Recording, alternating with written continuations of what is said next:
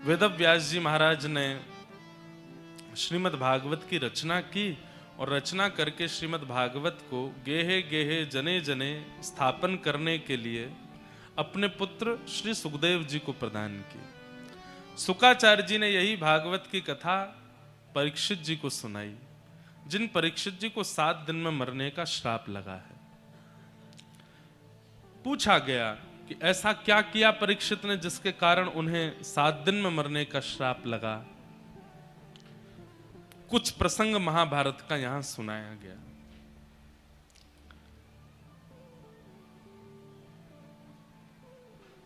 यदा मृधे कौरव संजयानां वीरेस्वथो वीरगतिं गतेषु ब्रकोदरा विद्गदा विमर्श भ्रग्नोरुदण्डे धृतराष्ट्रपुत्रे।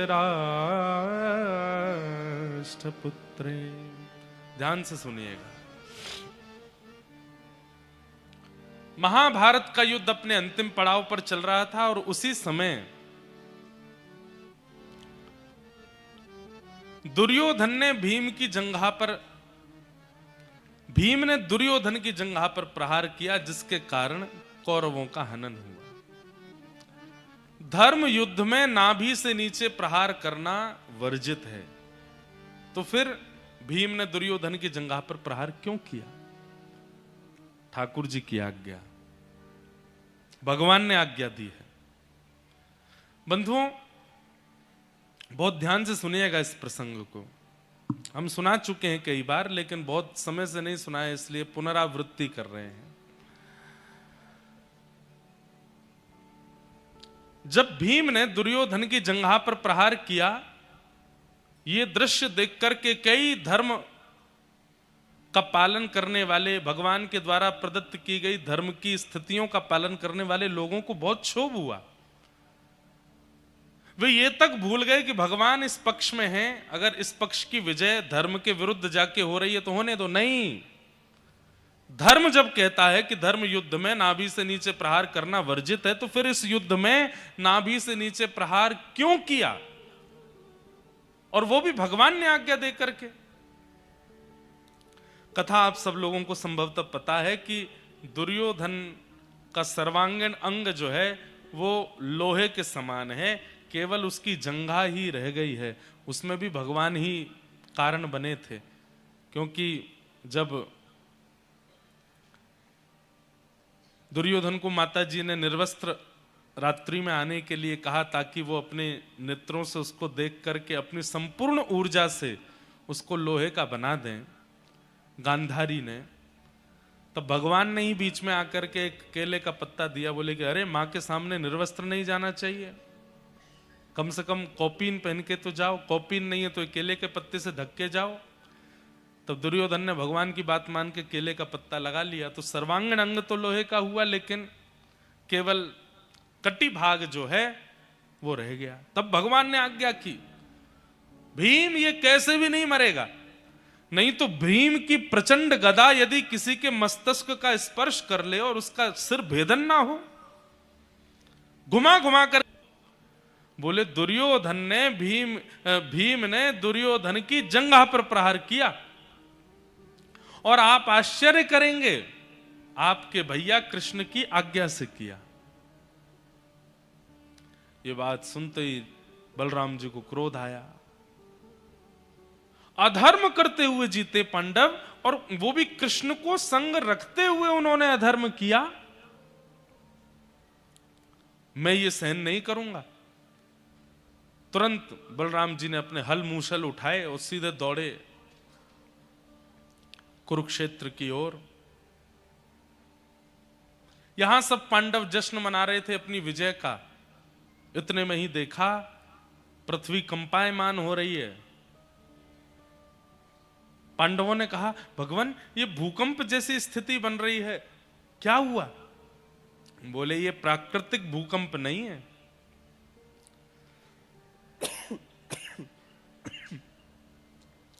ऐसा भूकंप दो ही स्थिति में आता है, या तो मैं नाराज हो जाऊं या फिर शेषनाग जिनकी सिर के ऊपर तिल के समान पृथ्वी है वो नाराज हो जाए। मैं तो प्रसन्न हूं तो निश्चित है कि शेषनाग ही नाराज हुए और शेषनाग ही बलराम जी हैं। बलराम जी के कोप के कारण पृथ्वी पर भूचाल आ रहा है। तभी देखा तो श्री बलराम जी महाराज हल मूसल लेकर के और दौड़ रहे हैं और बस चिल्ला रहे हैं, भीम मेरे सामने आ, तू मेरे साथ युद्ध कर, तूने धर्म विरुद्ध कार्य किया। हाँ, दुर्योधन की नाभि से नीचे तूने प्रहार करके उसको निर्बल बना करके और स्वयं जीत गया महाभारत के युद्ध को। ये धर्म विरुद्ध मैं नहीं सहन करूंगा। आज मेरे हल मूसल तेरे मस्तिष्क का भेदन करेंगे। गर्जना करने लगे बलराम जी। तभी भगवान बोले, भीम तुम खड़े रहो, आने दो बलराम जी को, हम देख लेंगे क्या करना है, कैसे करना है।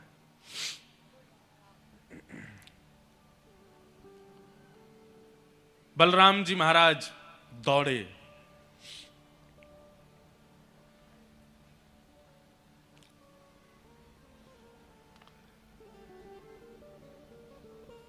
भीम खड़े हैं, थर थर कांप रहे हैं। बलराम जी दौड़ करके आ रहे हैं अपने हल मूसल दिखाते हुए। तभी ठाकुर जी ने एक योजना बनाई और भीम के सामने खड़े होकर के भगवान ने दंडवत प्रणाम किया बलराम जी को। जैसे ही देखा कि लाला दंडौत कर रहा है, कन्हैया दंडवत कर रहे हैं, बलराम जी तो अपना सारा कोप भूल गए। हल मूसल दूल फेंक करके और ठाकुर जी को उठा करके अपने हृदय से लगाया। एक सीख यहां पर यह मिलती है, बड़े लोगों का क्रोध शांत करने का एक ही तरीका है, उनके चरणार विंद, उनके श्री चरणों को पकड़ लो। हम आपसे निवेदन करते हुए कहते हैं, कितने भी क्रोध में क्यों ना हूं, यदि आप उनके चरण स्पर्श कर लेंगे, चरणों का आलिंगन कर लेंगे, चरणों में लेट जाएंगे, अगर उनका स्वाभाविक क्रोध होगा तो वो शांत हो जाएंगे। और कहीं ईर्ष्या में भर करके, मद में भर करके कोई व्यक्ति क्रोध कर रहा हो और आप उसके चरण पकड़ रहे हैं, फिर भी वो अपना क्रोध शांत ना करे, तो समझ जाना कि इस व्यक्ति का क्रोध इसका नाश करेगा। नहीं तो अमूमन 90 बड़े बुजुर्गों को आप चरण पकड़ लो, तुरंत शांत हो जाएंगे। बलराम जी तो सब गुस्सा भूल गए, ठाकुर जी को उठाया, हृदय से लगाया। अरे लाला तू काई को चरणन में प्रणाम करे, अरे मोह तो तेरी बड़ी याद आ रही। लाला तू स्वस्थ तो है ना, इतना बड़ो महाभारत युद्ध भयो तो को खरोंच तो नहीं आई? ठाकुर जी बोले, नहीं भैया मैं ठीक हूं। थोड़ी देर में मानो सारा गुस्सा भूल गए, लेकिन थोड़ी देर बाद जब भीम की ओर पुनः दृष्टि गई, लाला तूने कि यहां बैठ तो बाद में बात करूंगा, पहले या भीम को सबक सिखाऊं, मेरे हलमुशल कहां हैं? भगवान बोले, भैया क्यों नाराज हो रहे हैं आप, क्यों क्रोध कर रहे हैं, क्यों मारना चाहते हैं आप भीम को? धर्म विरुद्ध आचरण किया है भीम ने। धर्म युद्ध में नाभि से नीचे प्रहार करना मना है और इसने नाभि से नीचे प्रहार करके युद्ध को अपने पक्ष में लिया है। यह धर्म विरुद्ध कार्य मेरे जीते जी तो नहीं होगा। लाला तू तो बड़ो दयालु है, तू तो बड़ो कृपालु है, सबन पर दया करे, तेरी बात अलग है, पर मैं ये सब सहन नहीं करूंगा, मैं याकू सबक सिखा के रहूंगा।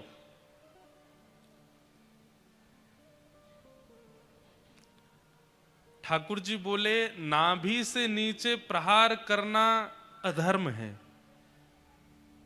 हाँ, और इसीलिए आप आए हो यहां पर। बोले जी। भगवान बोले, तो फिर अबला नारी, रजस्वला नारी भरी सभा में निर्वस्त्र की जा रही हो, यह कौन सा धर्म है?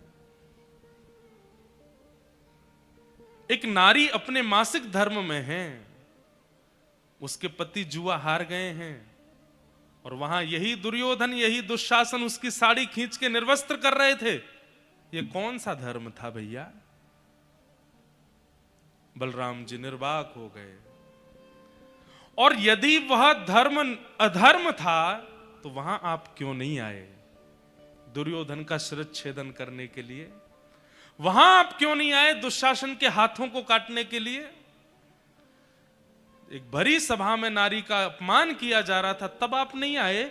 और आज जब महाभारत युद्ध में दो पक्ष युद्ध कर रहे हैं, दो राजा युद्ध कर रहे हैं, और राजा युद्ध जीतने के लिए कुछ भी करता है, केवल नाभि से नीचे जंघा पर प्रहार कर दिया। और यह बात आप भी जानते हैं कि पूरे शरीर में कहीं भी प्रहार करने से दुर्योधन मरने वाला नहीं है, उसकी जंघा पर ही प्रहार होगा, तभी वो गिरेगा। इतना सब जानते हुए भी आप हल मूसल उठा करके यहां भीम को मारने के लिए चले आए, मुझे आश्चर्य हो रहा है आप पर। यदि उस समय आपका यह क्रोध उत्पन्न हुआ होता तो आज महाभारत युद्ध की नौबत नहीं आती भैया। ध्यान से सुनिए, अधर्म करने वालों को सबक सिखाने के लिए कई धर्मावलंबी उतर आते हैं और धर्म का नाम लेकर के उनको सिखाने का प्रयास करते हैं। ठाकुर जी कहते हैं अधर्म हो जाने के बाद फिर वहां धर्म का प्रचार करना, धर्म की बातें बताना, ये इतनी बड़ी बात नहीं है। जब अधर्म का बीज बोया जा रहा था उसी समय उस पौधे को निचोड़ देना, यह धर्म धार्मिक व्यक्ति का लक्षण होता है। अब पेड़ बन गया है, विशाल वृक्ष बन चुका है अधर्म का, और अब आप लेकर के गए, अब हम इसको काटेंगे, अब हम इसको नष्ट करेंगे, अब इसके लिए हम मुहिम चलाएंगे, इसके पीछे हम दौड़ेंगे, इसका हम ये करेंगे। भगवान बोले कुछ नहीं होगा उससे। जब वो पौधा था तभी निकाल देना था, उसके बाद प्रयास करते रह जाओ, क्योंकि वृक्ष का नियम है काट दो वो फिर प्रकट हो जाता है। भैया आज महाभारत युद्ध की नौबत क्यों आई?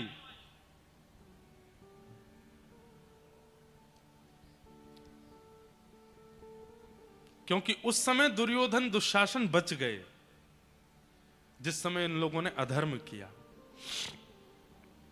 यदि उसी समय दुर्योधन दुशासन मारे जा चुके होते, बंधुओं एक बात सुनेंगे आप, पूरा महाभारत युद्ध, सब लोग इधर देखिए, ध्यान से हमारी ओर दृष्टिपात कीजिए, पूरा महाभारत युद्ध, चाहे उसमें शांति दूत बन के जाना हो, चाहे उसमें पांडवों को विजय दिलाना हो, चाहे अर्जुन के रथ का सारथी बनना हो, जो कुछ भी भगवान ने किया सबके पीछे एक ही बात थी, द्रौपदी का चीरहरण। ठाकुर जी उसको सह नहीं पाए। आगे प्रसंग आएगा, भीष्म पितामह भगवान से कहते हैं, भीष्म पितामह कहते हैं मुझसे बड़े पापी दुर्योधन, मुझसे बड़े पापी दुशासन, मुझसे बड़े पापी कृपाचार्य आदि सब लोग,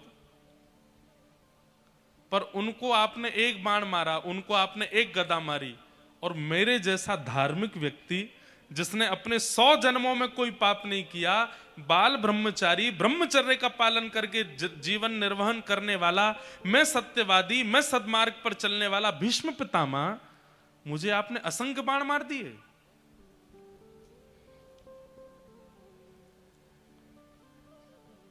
मैं इतना जानता हूं, मैंने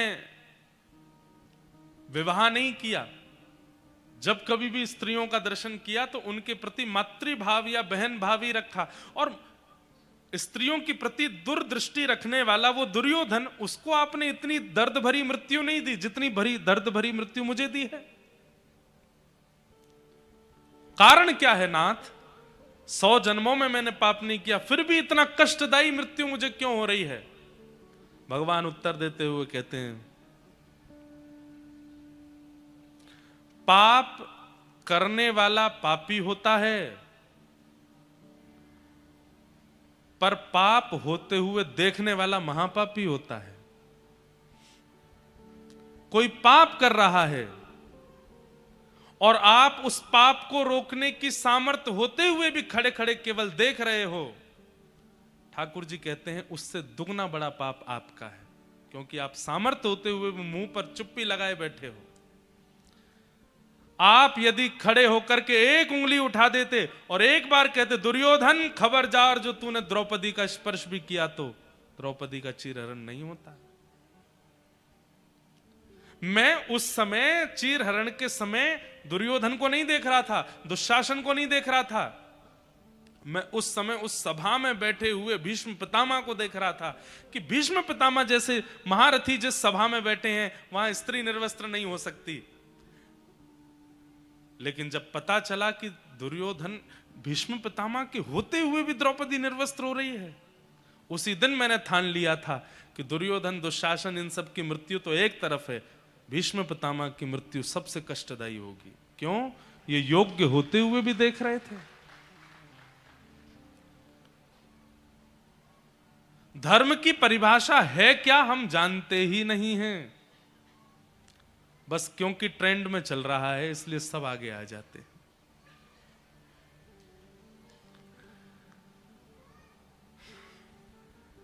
हम बहुत सीधे साधे कथावाचक हैं, हम ज्यादा विवादित बोलते नहीं कभी भी, और हम बोलना भी नहीं है, बस संकेत में आपको समझा रहे हैं। धार्मिक बन जाना बहुत बड़ी बात नहीं होती, धर्म के लिए कदम उठाना भी बहुत बड़ी बात नहीं होती, अंदरूनी रूप से अधर्म को जन्म ही ना लेने देना यह बड़ी बात होती है, अधर्म को होने ही ना देना।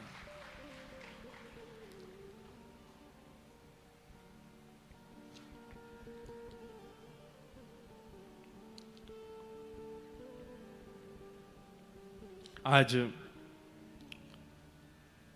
पूर्व मंत्री और पन्ना के विधायक श्री ब्रजेंद्र प्रताप जी पधारे हैं। श्री रामेश्वर शर्मा जी विधायक हुजूर भोपाल से पधारे हैं। श्री विनोद जी पूर्व अध्यक्ष पर्यटन विभाग पधारे हैं। श्रीमती निर्मला सप्रे जी विधायक बीना पधारे हैं। श्री आकाश सिंह जी भाजपा के अद्भुत नेता भी आज पधारे हैं। सबका बहुत बहुत स्वागत, बहुत बहुत अभिनंदन। ये खूबसूरती है मध्य प्रदेश की, इतने बड़े बड़े नेता आ जाते हैं फिर भी कथा में कोई विघ्न नहीं आता, विक्षेप नहीं आता, सब चुपचाप बैठ करके कथा श्रवण करते हैं, कथा के रस को और वर्धन करते हैं। अन्य प्रांत के नेता विधायकों को सीखना चाहिए कथा में हम कैसे जावें, ऐसे जावें जैसे मध्य प्रदेश के राजनेता कथा में आते हैं, चुपचाप आके कथा सुनते हैं। कथा का यही तो स्वरूप है, कथा का स्वरूप इसके इतर कुछ और नहीं होता। यही स्वरूप कि हम कथा में गए और पड़ोसी को भी नहीं पता चला कि हम बैठ के सुन के चले आए। अब हमारे लिए कथा है, सबके लिए कथा है, बहुत अच्छी बात है। तो हम क्या निवेदन कर रहे थे? अधर्म हो जाने के बाद धर्म का पाठ पढ़ाने के लिए आना, अब तो यही करना पड़ता है। लेकिन बात अच्छी तब हो जब अधर्म होने ही ना दिया गया होता।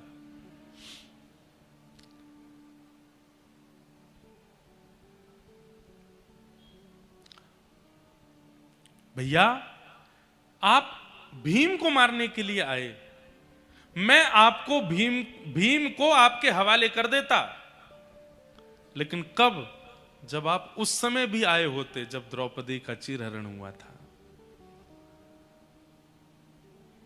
मैं आपके पक्ष में खड़ा होकर के भीम का शिरच्छेदन करता यदि उस समय भी आपने ये किया होता। बंधुओं, ठाकुर जी की बुद्धि के आगे हम लोग बड़े फेल हो जाएंगे।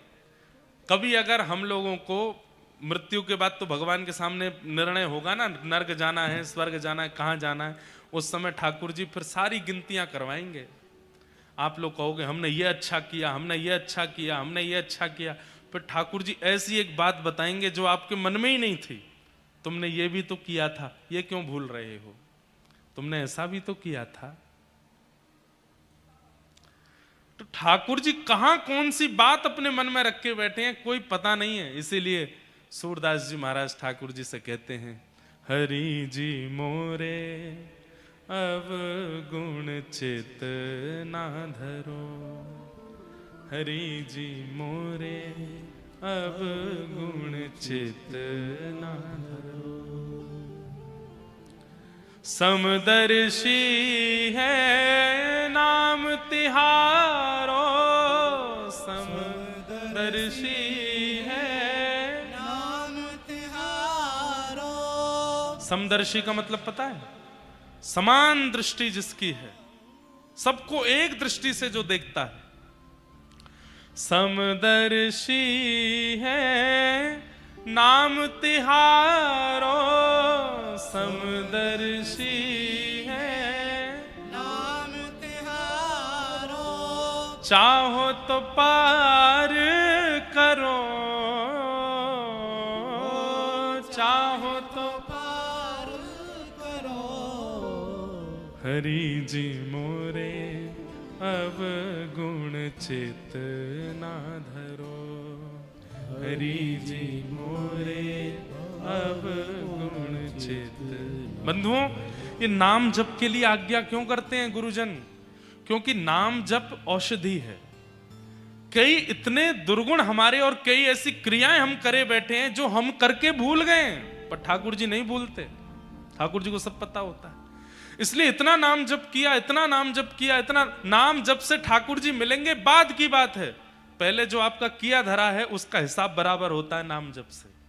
जो आप करे बैठे हो और इस जन्म में नहीं कितने जन्मों में करे बैठे हो, पहले उनका समाधान करता है नाम जप। नाम जाकर के पहले उनको समाप्त करता है, उनको नष्ट करता है। उसके बाद जब वो पूर्व का सारा नष्ट हो जाता है, तब जाकर के नाम जप भगवत प्राप्ति के लिए होना प्रारंभ होता है। कई लोग एक साल में ही रोने लगते हैं, ठाकुर जी नहीं मिल रहे, हम तो इतने दिन से रज लगा रहे हैं, इतने दिन से नाम जप कर रहे हैं, कथा सुन रहे हैं, एक साल हो गया, अभी ठाकुर जी मिल। अरे एक साल में? आज ही एक बात सुबह कही, हम कथा में एक बात कहते हैं। आज यहां पर कथा सुनने वाले लोग अपनी आयु देखिए, कितनी आयु है आपकी? कोई 18 साल का है, कोई 25 साल का है, कोई 30 साल का है, कोई 50 साल का है, कोई 60 साल का है। और कथा सुनने के बाद में इच्छा हो गई कि अब ठाकुर जी हमको मिलें। भाई 18 साल दुनिया को दे के देख ली, अब 18 साल ठाकुर जी को भी तो दो। 25 साल पूरी दुनिया के विषय भोगों को दे के देख लिया, अब जरा 25 साल नाम को देके तो देखो। हम दुनिया को इतना दे चुके हैं, तो फिर नाम को एक साल में ही क्यों फल चाहते हैं? नाम अंदरूनी रूप से क्या कर रहा है आपको नहीं पता। आपके कितने कितने हिसाब पेंडिंग पड़े हैं, कितना कर्जा चढ़ा है आपके ऊपर पापों का। नाम पहले उनको नष्ट करेगा, और जब नष्ट हो जाएंगे तब आपका नाम जब भगवत प्राप्ति कराएगा। तो आज जिस समय आप पहली बार वृंदावन गए, जिस समय आप पहली बार कथा में आए, जिस समय आप पहली बार आचार्यों के चरणों में गए, उस दिन अपनी आयु पूछिए कितने साल के हो। पहली बार वृंदावन 18 साल की उम्र में गए, तो अब 18 साल वृंदावन को देख के देखिए, तब ठाकुर जी कृपा करेंगे। और ये समान तो होना ही नहीं चाहिए। 18 संसार को दिए तो 18 नहीं, 1 साल ज्यादा दो, ठाकुर जी को थोड़ा बढ़ा के दो, फिर देखिएगा क्या कृपा होती है, क्या अनुभव होता है। हम लोग बड़े विचित्र हैं। हनुमान जी, शंकर जी के 16 सोमवार करके हमको सब कुछ चाहिए, और 16 सोमवार में हमको शंकर जी से सब कुछ चाहिए, और 16 साल संसार के विषयों में जो गलत गलत किया उसका कोई हिसाब नहीं। एक तरफ 16 साल हैं और एक तरफ केवल 16 सोमवार हैं। शंकर जी कहेंगे भाई थोड़ा मैथमेटिक्स पढ़ के आ, गणित अपनी अच्छी करके आ। एक साल में 365 दिन होते हैं, 16 साल तेने इतने गलत काम किए, और मुझसे 16 दिन में ही तू खुश होना चाहता है। वो तो भोले बाबा हैं बेचारे, हो तो वो 2 दिन में ही खुश जाते हैं। लेकिन आप लोग विचार करके देखो कि हम ठाकुर जी को देते कितना समय है। इसलिए हमारे कौन से कर्म ठाकुर जी को याद रहते हैं, इसलिए नाम जप करो। उस नाम जप से क्या होगा, वो मिट जाएगा, ठाकुर जी की स्मृति से चला जाएगा। फिर ठाकुर जी हमको उस गलती के आधार पर दंडित नहीं करेंगे। ठाकुर जी दंडित करते नहीं है, भयभीत होने की आवश्यकता नहीं, पर फिर भी नाम जप करके अपने उस कृत्य को नष्ट करो। हरि जी मोरे अब गुण चित ना धरो, हरि जी मोरे अब गुण चित ना धरो। इतने सुंदर सुंदर पद हैं हमारे आचार्यों के, इनमें सारा सार भरा है। सूरदास जी का पद है,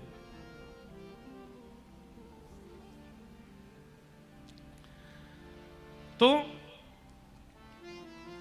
भगवान कहने लगे, बलराम जी इसको मत मारिए, भीम ने गलती नहीं की है, बल्कि भीम का कृत्य धर्म ही माना जाएगा। दाऊ दादा बोले कैसे? क्योंकि भीम ने नाभि से नीचे प्रहार किसको किया है वो व्यक्ति भी तो देखिए। वो व्यक्ति कौन है? बोले महाअधर्मी दुर्योधन। महाअधर्मी दुर्योधन को मारने के लिए धर्म का रास्ता अपनाएंगे हम? अधर्मियों को मारने के लिए तो अधर्म का ही रास्ता अपनाया जाएगा, वही धर्म कहलाएगा। अब कोई गौ हत्या करे बैठा है, गौ तस्करी करे बैठा है, अबला नारियों के साथ में गलत व्यवहार करता है, परिस्त्रियों के साथ गमन करता है, गलत गलत सारे उसने काम कर रखे, ये महापाप की श्रेणी में आते हैं। गौ हत्या, स्त्रियों के साथ दुर्व्यवहार, छोटे बालकों की हत्या, माता पिता के साथ दुर्व्यवहार, गुरुद्रोह, गुरु की हत्या, ये सब महापाप के अंतर्गत आते हैं। और महापाप करने वाला व्यक्ति यदि सामने आ जाए तो उसके लिए हम धर्म का पालन करेंगे कि धर्म कैसे हो, इसको दंडित धर्म के आधार पर दिया जाए? नहीं, उसको तो अधर्म के आधार पर ही दंड दिया जाएगा, क्योंकि वो महापाप की श्रेणी में है। तब दाऊ दादा ने प्रणाम किया, लाला तू ज्यादा गुस्सा मत करे, ठंडो है जा। इस प्रकार महाभारत का युद्ध पांडव जीते। लेकिन दुर्योधन मरा नहीं है। जंघा पर प्रहार करने से कोई मरता है? अचेत होकर गिर पड़ा है, बस उठ नहीं पा रहा है। तभी वहां गुरुपुत्र अश्वत्थामा आए। अश्वत्थामा ने आकर के कहा, मैं पहले ही कह रहा था मुझे अपना सेनापति बना दो, तुमने मेरी एक नहीं मानी, अब भी समय है, तुम आज्ञा दो, मैं इन पांडवों को जीवित नहीं देखूंगा। बंधुओं देखिए, महाभारत में जितने पात्र हैं, बहुत ध्यानपूर्वक हमारी ओर देखिए, कभी अवसर मिले ना तो महाभारत में कितने पात्र हैं, कितने कैरेक्टर हैं, गिनती कीजिएगा। संपूर्ण महाभारत में जितने पात्र आपको मिलेंगे उतने ही प्रकार के लोग इस दुनिया में हैं, उससे एक भी आगे नहीं, एक भी कम नहीं। और जहां तक मेरा अनुमान कहता है, आपको 81 प्रकार के लोग मिलेंगे महाभारत में, 81, और ज्यादा भी हो सकते हैं। और ये 81 प्रकार के स्वभाव, व्यवहार, विचार वाले लोग ही इस पूरे ब्रह्मांड में हैं। 8 अरब खरब जितने भी हों, 81 प्रकार के व्यवहार हैं, और वो सब महाभारत में है। इसलिए महाभारत का हर एक व्यक्ति हम हैं। अब जैसे दुर्भाव है, क्या कहता है गुरुपुत्र अश्वत्थामा से? अश्वत्थामा से कह रहा है कि गुरु भाई, गुरुपुत्र, यदि हम सिंहासन पर नहीं बैठे हस्तिनापुर के, तो ये भी नहीं बैठने चाहिए। जो मेरा नहीं हुआ वो मैं किसी और का नहीं होने दूंगा। ऐसे स्वभाव के लोग होते हैं संसार में। यदि मुझे नहीं मिला तो इसको भी नहीं मिलना चाहिए, और मुझे नहीं मिला तो इसको मिल गया, तो अब इसका हनन कैसे हो, इसकी हत्या कैसे हो, इसका दुरुपयोग कैसे हो, इसका बुरा कैसे हो, इस विचार में लगते हैं। ये विचारधारा वाले लोग ही दुर्योधन हैं। गुरुपुत्र अश्वत्थामा का व्यवहार कैसा है? पदेशणा। पदेशणा, पदेशणा किसको कहते हैं? उसको केवल पद की इच्छा है। मैंने किया क्या, क्या नहीं किया, इससे कोई मतलब नहीं है। मैंने अच्छा क्या किया, बुरा क्या किया, कमाई कितनी हुई, ना कमाई कितनी हुई, कोई इससे मतलब नहीं। बस मैं एक पद पर हूं, ये सबको पता होना चाहिए, मेरी एक पदवी है। गुरुपुत्र अश्वत्थामा वही है। अब आते ही क्या बोला है? मैंने पहले ही कहा था मुझे सेनापति बना दो, तुमने मेरी बात नहीं मानी, अब चलो अभी भी तुम्हारे पास समय है। बोले क्या? भेज दो मुझे, सोते हुए पांडवों को मार दूंगा, मुझे सेनापति घोषित कर दो। पूरी सेना मर गई, उसके बाद भी सेनापति बनना चाहता है। यह पदेशणा। अच्छा, कौरवों का मुखिया कौन है? धृतराष्ट्र। धृतराष्ट्र का स्वभाव क्या है? खुद की आंखें नहीं है, खुद को दिखाई नहीं देता। दूसरे की दृष्टि से देखता है, दूसरे के कहे सुनता है, पर निर्णय अपना देता है। मतलब संजय है उनके पास, वही देखता है, वही अनुभव करता है, वही बताता है, पर निर्णय कौन लेता है? निर्णय लेता है धृतराष्ट्र। देखने वाला कोई और है, बोलने वाला कोई और है, पर निर्णय का पूरा अधिकार अपने ऊपर लिए बैठे हैं ये धृतराष्ट्र हैं। ऐसे स्वभाव वाले लोग भी होते हैं, खुद हिल करके पानी भी नहीं पीते। 4 लोग लगा रखे हैं, तुम देख के आओ, तुम सुन के आओ, तुम बोल के आओ, तुम ये करके आओ, अंत में मुझे बताओ, मैं निर्णय लूंगा, होगा वही जो मैं चाहूंगा। दुशासन, ये धृतराष्ट्र है। अब हर एक व्यक्ति का एक स्वभाव निकल के आ जाएगा। कभी अवसर मिलेगा तो सागर में महाभारत की कथा भी करेंगे, लेकिन ताली तो आपने बजा दी। महाभारत की कथा 7 दिन की नहीं होती, महाभारत की कथा होती है 30 दिन की, 1 महीना की।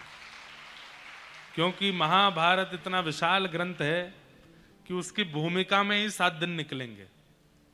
लेकिन अद्भुत होगी, आज तक एक ही बार हुई है महाभारत की कथा, पूज्य मलुकपीठ वाले महाराज जी ने की है। क्योंकि महाभारत की कथा ऐसे नहीं होती, उसके अनुष्ठान भी बहुत बड़ा होता है उसका। और एक हमारे भारत में भ्रांति है कि महाभारत कराने से, सुनने से, पढ़ने से घर में लड़ाइयां होती हैं। कहां चले जाएं बताओ, हम भारतीय लोग ऐसा सोचते हैं। जिस महाभारत का थोड़ा सा अंश गीता पूरी पृथ्वी को भूचाल ला सकता है, सोचिए वो 700 श्लोकों की गीता इतनी प्रगाढ़ हो सकती है, संपूर्ण 1 लाख श्लोक महाभारत के कैसे होंगे? यन्ने भारत तन्ने भारत, अद्भुत है महाभारत। एक एक व्यक्ति को दर्पण दिखाई दे जाएगा। महाभारत की कथा में पता चल जाता है कि ये तो मैं हूं, ये जिसके बारे में चर्चा हो रही है, कहीं ना कहीं पता चलेगा शकुनी तो मैं ही हूं। कहीं ना कहीं पता चल जाएगा कि भाई ये धृतराष्ट्र कोई और नहीं है, ये तो मेरा ही स्वभाव है। और व्यक्ति को जब दर्पण दिखता है ना, तो व्यक्ति दर्पण में अपनी बिगड़ी हुई स्वरूप को संभाल लेता है। कोई दर्पण देखता ही नहीं है तो बिगड़ा ही रहेगा, अपने उसकी आंख, नाक, बाल वाल सब बिगड़े ही रहेंगे। महाभारत दर्पण है। कभी कृपा होगी ठाकुर जी की तो मेरा बहुत समय से मन है करने का, करूंगा एक बार महाभारत की कथा। गांधारी, और गांधारी कौन है? गांधारी का कैरेक्टर कैसा है? खुद के पास आंख भी है, खुद के पास सब कुछ भी है, लेकिन क्योंकि क्योंकि धृतराष्ट्र नहीं देख सकते, इसलिए स्वयं की आंखों पर भी पट्टी बांध लेती है।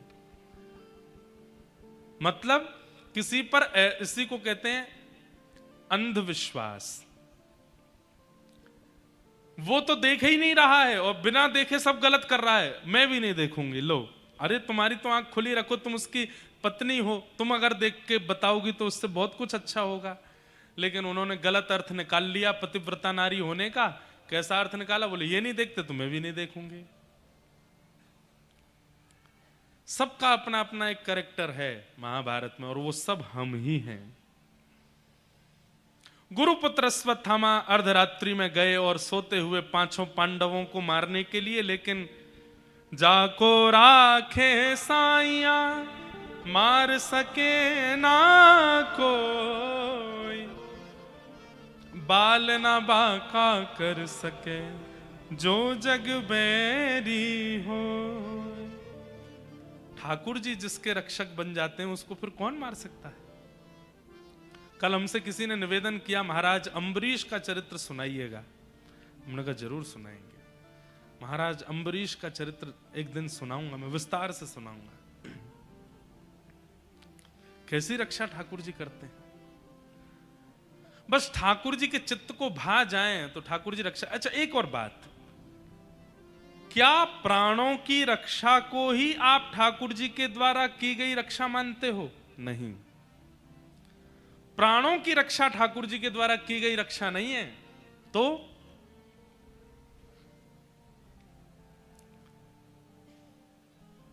सामने आपके काम को विचलित करने वाली परिस्थिति प्रकट हो गई, परिस्थिति भी प्रकट हो गई, समय भी प्रकट हो गया और अनुकूलता भी हो गई कि आप इस काम को कर सकते हो। लेकिन आप जानते हैं मनी मन कि ये पाप तो है, लेकिन कोई देख नहीं रहा है, अगर मैं चाहूं तो कर सकता हूं। लेकिन उसी समय आपने अपने मन की बात सुन करके अपने आप को उस स्थिति से निकाल दिया और उस क्रिया को नहीं किया, तब मानो ठाकुर जी ने आपकी रक्षा की। हमारी बात समझ में आई? परिस्थिति प्रकट हुई है, अनुकूलता प्रकट हुई है, समय प्रकट हुआ है, कोई देखने वाला भी नहीं है और आप चाहो तो कर सकते हो। लेकिन उस समय भी आप ये जानते हुए कि ये पाप है और अपने आप को वहां से सही सलामत बचा लाते हो, इसको मानो ये ठाकुर जी की रक्षा। ठाकुर जी ने आपकी रक्षा की। और भले ही आप खूब अच्छे प्रवचन करता हो, खूब अच्छे आध्यात्मिक व्यक्ति हो, लेकिन परिस्थिति जैसे ही प्रकट हुई, अनुकूलता देख करके, मौके का फायदा उठा करके आपने उस उपभोग को भोग लिया, समझ जाओ ठाकुर जी ने आपको बचाया नहीं। इसलिए रक्षा विषयों से होती है। संसार में तो भाई जब जिसको मरना है वो मर ही जाएगा। किसी को पहाड़ से गिर के मरना होगा, किसी की मृत्यु अटैक से होनी होगी, किसी की मृत्यु बीमारी से होनी होगी। मृत्यु को तो बहाना चाहिए, हम सबकी मृत्यु बहाने से आएगी आएगी। कई बार जीवन में हम बच गए किसी स्थिति में, तो वहां तो यही मानना चाहिए कि यहां मेरी मृत्यु नहीं थी, आगे आएगी। वहां ठाकुर जी ने रक्षा नहीं की आपकी। ठाकुर जी रक्षा तो विषयों में करते हैं, विषयों में रक्षा करते हैं। 5 पांडवों को तो नहीं मार पाया गुरुपुत्र अश्वत्थामा, पर द्रौपदी के सोते हुए 5 पुत्रों को मार दिया। अंधेरे के कारण पता नहीं चला, 5 पुत्रों को मार करके जैसे ही गया, प्रातःकाल होते ही पता चला कि वो तो 5 पांडव नहीं, द्रौपदी के 5 पुत्र थे। अर्जुन ने प्रतिज्ञा ले ली, जिसने भी द्रौपदी के 5 पुत्रों को मारा उसको जीवित नहीं छोड़ूंगा। भगवान ने बार बार कहा, क्रोध में निर्णय मत लो अर्जुन, चाहे परिस्थिति कितनी भी खतरनाक क्यों ना हो जाए, पहले क्रोध को शांत करो। क्रोध में बंधुओं एक नियम बना लीजिए, क्रोध आपको बहुत आता, आने दो। बस क्रोध में एक काम कर लीजिए, बोलिए मत, मौन हो जाओ। ये आपको करना पड़ेगा। आप जिस दिन क्रोध में मौन होना प्रारंभ हो जाएंगे, आप अपने आप अनुभव करेंगे कि अब आपसे कोई गलती नहीं होगी, अब आपसे कोई अपराध नहीं होगा। क्रोध में व्यक्ति गलती सबसे बड़ी कर बैठता है जब वो बोलने लगता है, क्योंकि क्रोध में वाणी से सरस्वती उठ जाती हैं और व्यक्ति फिर कुछ भी बोलता है, निर्णय भी गलत ले लेता है। बस क्रोध में बोलिए मत। अर्जुन कहने लगा, मैं जीवित नहीं छोड़ूंगा, जिसने 5 बालकों को मारा वो बचेगा नहीं मुझसे। भगवान हाथ पकड़ने लगे, अर्जुन क्रोध में निर्णय नहीं लेते। जैसे ही पकड़ने के लिए गए तो पता चला गुरुपुत्र अश्वत्थामा पकड़ करके बंदी बना करके लेकर के आए। द्रौपदी के सामने जैसे ही प्रस्तुत किया, तथा हतम पशुवत् पाशबद्ध मवांग मुखम कर्म जुगुप्सितेन निरीक्ष कृष्णापकृतं गुरु सुतं वाम स्वभाव कृपया नाम च। हाथों को पैरों को जब बंधे हुए देखा और बंधी बने हुए जब व्यक्ति को देखा, द्रौपदी ने जैसे ही देखा ये तो हमारे गुरु का पुत्र अश्वत्थामा है। गुरुपुत्र अश्वत्थामा को बंधे हुए देख करके अर्जुन के चरणों में गिर पड़ी द्रौपदी और कहने लगी, इसको छोड़ दो, इसको मुक्त करो, इसके हाथ पैर खोलो, इसको मत मारो। अरे द्रौपदी, तेरे बालकों का हत्यारा है ये, मेरे बालकों का हत्यारा बाद में है, गुरुपुत्र पहले है, ब्राह्मण पहले है, हमारा पूजनीय पहले है, पहले इसके हाथ पैर खोलो, इसको मत मारो। अर्जुन बोले, क्यों ना मारूं इसके, मुझे अगर तुम प्रमाण दोगी तो ही मैं इसको छोड़ूंगा।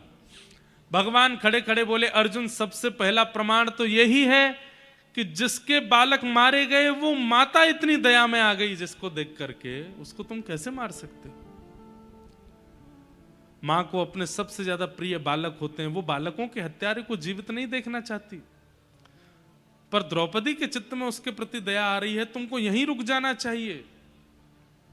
दूसरी बात, द्रौपदी कहती है इसको मारने से मेरे बालक जीवित हो जाएं तो मारो, नहीं होंगे जीवित तो फिर क्यों मारो। दूसरी बात, इनकी मां वो विधवा पहले ही हो चुकी हैं, एक पुत्र को है उसको भी मार दोगे तो वो किसके सहारे जिएंगी? मेरे बालक मर गए पर मेरे पति अब भी जीवित हैं, बालकों के बिना मैं रह लूंगी लेकिन पति तो है ना, इनके सहारे रह लूंगी, ये कहां जाएंगी? इनको मत मारो। सीधी बात, द्रौपदी ने अपने वक्तव्य में 5 बातों को विशेष रूप से कहा। जो भी व्यक्ति निर्णय लेते समय इन 5 बातों का ध्यान रखता है, ठाकुर जी कहते हैं मैं उससे प्रसन्न रहता हूं। और वो 5 बातें कौन कौन सी? सबसे पहला, धर्म, आपके निर्णय में धर्म होना चाहिए। दूसरा, न्याय, न्याय होना चाहिए, कोई एक पक्ष की तरफ पड़ला ज्यादा भारी नहीं होना चाहिए, न्याय के साथ आपका निर्णय होना चाहिए। तीसरा, करुणा, आपके निर्णय में करुणा होनी चाहिए। पता चली ऐसा निर्णय ले लिया निर्दयी होकर के, नहीं, उसमें करुणा का भी अंश होना चाहिए। 5वां, निष्कपटता, कपट नहीं होना चाहिए आपके निर्णय में। और अंतिम, समता, महत्व, समत्व होना चाहिए। इन 5 बातों का ध्यान रख के जो व्यक्ति निर्णय लेता है उसका निर्णय कभी विफल नहीं होता। भगवान ने द्रौपदी की बात सुनकर के उसको अपनी बहन का दर्जा दिया और ठाकुर जी ने उसको कृष्णा, भगवान का नाम कृष्ण, द्रौपदी का नाम कृष्णा। ये आ की मात्रा जैसे कृष्ण नाम में लगती है तो वो स्त्रीलिंग हो जाता है। कई लोग कृष्णा बोलते हैं भगवान को, पर वास्तविकता में वो द्रौपदी का नाम है, ठाकुर जी का नहीं। ठाकुर जी का नाम है कृष्ण, अकार नहीं है पीछे। यहां अधिकतर माताएं बैठी हैं, सबके नाम के पीछे या तो इकार होगा, ई, या फिर आ, उसी से वो स्त्रीलिंग शब्द बनता है। ऐसे ही कई शब्दों में अकार और इकार का प्रयोग हो जाने पर वो स्त्रीलिंग हो जाता है। कृष्ण में आ अकार जोड़ दोगे तो वो द्रौपदी का नाम हो जाएगा। इसलिए जब भी हरे हरे कृष्ण महामंत्र भी कहो तो हरे कृष्ण कृष्ण कृष्ण हरे हरे, हरे कृष्णा, वो इसलिए भी है क्योंकि गौड़िया वैष्णव परंपरा जो है वो बंगाल से है। तो बंगाल में आज भी आपका नाम, हमारा नाम इंद्रेश, और वहां बोले इंद्रेश हो, वो अकार बोलते ही हैं। तो इसलिए वहां बोल देते हैं हरे कृष्ण कृष्ण कृष्ण हरे हरे, हरे राम राम राम हरे हरे। बंगाल की बोली में अकार आ जाता है, वास्तविकता में महामंत्र हरे कृष्ण कृष्ण कृष्ण हरे हरे, हरे राम राम राम हरे हरे। उसमें अकार मत लगाइए। द्रौपदी को भगवान ने अपनी बहन बना लिया और कृष्णा नाम से संबोधित किया। निरीक्ष कृष्णापकृतम गुरुसुतम। तत्पश्चात गुरुपुत्र अश्वत्थामा को मृत्यु दंड नहीं दिया, आधी दाढ़ी मूछ मूड़ करके उसकी शिखा का छेदन करके भगवान ने सभा से बाहर निकलवाया। अपना अपमान जान करके अश्वत्थामा ने ब्रह्मास्त्र छोड़ दिया उत्तरा के बालक को मारने के लिए। गर्भवती है उत्तरा, उसके बालक को मारने के लिए। उत्तरा कौन है? अर्जुन की पुत्र वधू, अर्जुन के पुत्र अभिमन्यु की पत्नी है उत्तरा। उसके गर्भ में बालक है और उस गर्भ के बालक को मारने के लिए ब्रह्मास्त्र छोड़ दिया अश्वत्थामा ने। भगवान के चरणों में जाकर के जब उसने प्रणाम किया कि नाथ मेरी रक्षा करो, ठाकुर जी एक रूप से बाहर खड़े हैं, एक रूप से वायु का रूप धारण करके नासिका से गर्भ में प्रवेश कर गए और अपनी गदा को घुमा करके भगवान ने उत्तरा के गर्भ के बालक की रक्षा की। बोलो भक्त वत्सल भगवान की। कालांतर में यही उत्तरा के गर्भ का बालक जन्म लेकर के परीक्षित कहलाए, परीक्षित हुए। भगवान अपनी लीला पूरी करके अब सबसे आज्ञा लेने लगे, भैया महाभारत युद्ध पूरा हुआ, अब आप सब लोगों के सब क्रिया पूरी हो गई, पांडवों को हस्तिनापुर का राज्य मिल गया, अब मैं चलूं, अब मुझे आज्ञा दो, मैं द्वारिका जाऊंगा। तब भुआ कुंती ने आकर के भगवान की स्तुति गाई, और कुंती ने जो स्तुति गाई है बहुत सुंदर है। नमस्ये पुरुषं त्वाद्यं ईश्वरं प्रकृते परम अलक्ष्यं सर्वभूतानां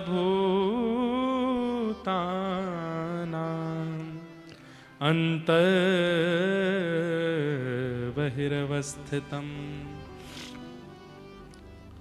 बंधुओं, उत्तरा के गर्भ में भगवान ने जाके रक्षा की, ये किसी ने नहीं देखा, केवल कुंती ने देखा।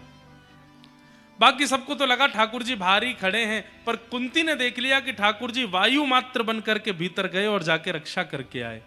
अब भगवान रथ में आरूढ़ होकर के जैसे ही द्वारिका के लिए जाने लगे, कुंती ने दोनों रथों घोड़ों की चाबुक पकड़ ली और रथ रोक दिया। भगवान बोले, कहो भुआ क्या बात है? बोले, नीचे आओ, हमें बात करनी है आपसे। ठाकुर जी नीचे उतर के आए। बंधुओं, 3 पात्र महाभारत में ऐसे हैं ठाकुर जी को बहुत प्रिय हैं।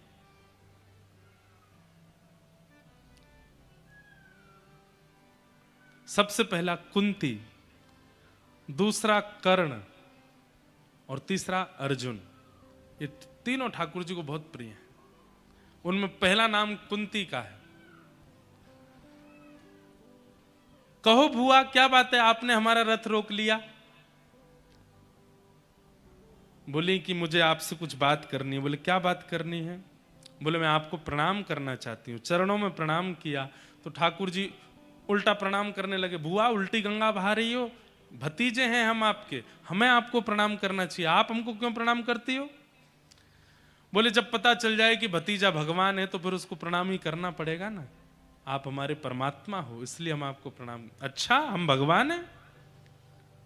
हाँ, ऐसा कौन सा काम किया हमने जो हम भगवान हैं? बोले, क्योंकि आप बाहर भी खड़े रहते हो, सबके भीतर भी चले जाते हो, मैंने देखा आपने। बोले, मैं जानती तो हमेशा से हूं, बचपन से जानती हूं कि आप भगवान हो, लेकिन आज मैंने प्रत्यक्ष रूप से आपकी एक लीला देखी। आप बाहर खड़े थे और आपने उत्तरा के गर्भ में प्रवेश करके उसके बालक की रक्षा की।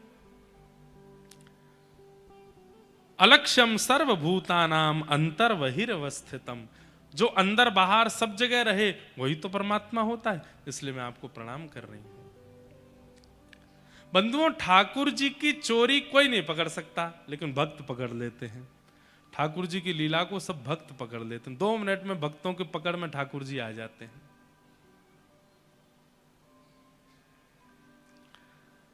ठाकुर जी बोले, मैया बुआ, अगर मैं परमात्मा हूं तो परमात्मा तो सब जगह रहता है, तो फिर मेरे दर्शन करने के लिए आपको द्वारिका क्यों आना पड़ता है? या मेरे दर्शन के लिए आपको द्वारिका से क्यों बुलाना पड़ता है मुझे? मैं अगर परमात्मा हूं तो सब घट में मेरा निवास है, सब जगह मेरा दर्शन हो जाना चाहिए। इसका इतना सुंदर उत्तर देती हैं कुंती। क्या कहती हैं कि माया जवनिका छन्न आज्ञा दोक्षजमव्ययम् न लक्ष्य से मूढ़ दृशा नटो नाट्य धरो यथा। आप सब जगह हैं पर दिखते क्यों नहीं? बोले, क्योंकि कठपुतली को नृत्य कराने वाला अगर कठपुतली और अपने बीच से पर्दा हटा देगा तो कठपुतली के नृत्य में आनंद नहीं आएगा।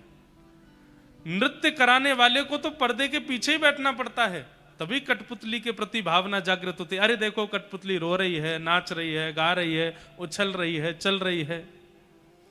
अगर वो कठपुतली के पीछे का पर्दा ही हटा दिया जाए तो पीछे बैठा व्यक्ति जो अपनी उंगलियों से नचा रहा है वो दिखने लगेगा, और फिर वो अगर दिख गया तो फिर संसार नीरस लगने लगेगा।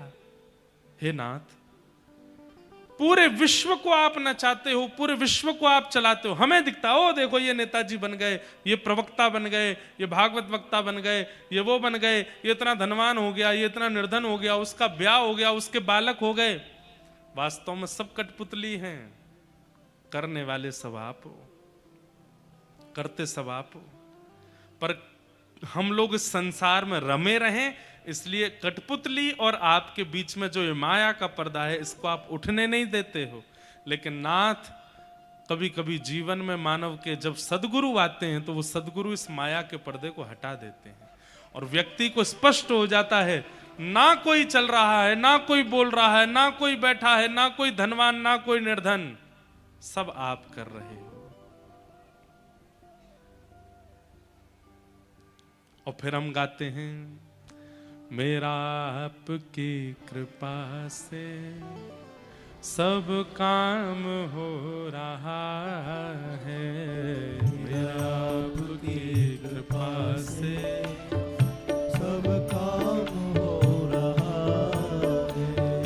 करते हो तुम कन्हैया, करते हो तुम कन्हैया, करते हो तुम कन्हैया, करते हो तुम कन्हैया, मेरा नाम हो रहा है, मेरा आपकी कृपा से।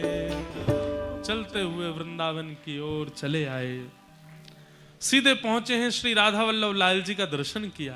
आहा, क्या छवि श्री राधा वल्लभ लाल जी की मधुर मुस्कान, रूप माधुरी देख करके हरिराम व्यास जी तो मानो जैसे बिक गए उन पर ही। लेकिन कई बार बंधुओं, ठाकुर जी से ज्यादा आचार्य के दर्शन की इच्छा चित्त में रहती है।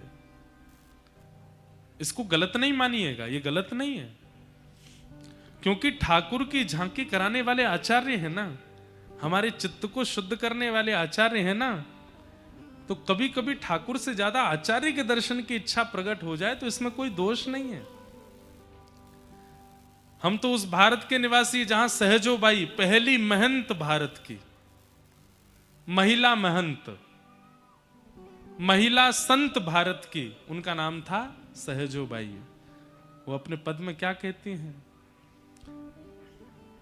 मैं गुरु ना बिसारू, मैं गुरु ना बिसारू, पर राम तज डारू, मैं गुरु ना बिसारू। मैं गुरु को नहीं भूल सकती, भले ही मैं राम जी को छोड़ दूं, मैं गुरु को नहीं छोड़ सकती। उनके लिए ठाकुर जी प्रकट हो गए। इस पद के बाद ठाकुर जी को प्रकट होना पड़ा। अरे सहजो, तू क्या गाती है, मैं गुरु ना बिसारू, राम तजदा, मतलब मुझे छोड़ देगी, गुरु को नहीं छोड़ेगी। मेरी वजह से तेरा जन्म हुआ, मेरी कृपा से तुझे आंखें मिली, कान मिले, नाक मिली, जीभ मिली, हाथ मिले, पैर मिले, बुद्धि मिली, सब कुछ मैंने तुझे दिया और तू अभी भी गुरु का गुणगान गाती है। सहजोबाई कहती हैं, आपने आंख दी, नाक दी, कान दिए, जीव दी, बुद्धि दी, शरीर दिया, हाथ दिए, पैर दिए, पर इन सब से धर्म कैसे किया जाए ये तो गुरु ने सिखाया। आपने तो केवल शरीर दे दिया। और रही बात, ये आप बहुत देर से कह रहे हो मैंने आंख दी, नाक दी, हाथ दिए, पैर दिए, ये तो आपने रावण को भी दिए थे, पर क्यों स्त्री का हरण किया उसने? क्योंकि गुरु नहीं थे जीवन में। ये तो आपने कंस को भी दिया था, पर उस कंस ने क्यों अपनी बहन के साथ दुराचार किया? क्योंकि गुरु नहीं थे जीवन में। ये सब तो आपने हिरण्यकश्यप को भी दिया था, पर क्यों अपने पुत्र, अपने ही रक्त प्रहलाद को मारने के लिए उतारू हो गया? क्योंकि उसके पास भी सदगुरु नहीं थे। ये सब आपने सहजो को दिए, पर इन सब से कल्याण हो रहा है सहजो का। क्यों? क्योंकि सदगुरु मेरे पास है। इसलिए मैं राम विसारूं, पर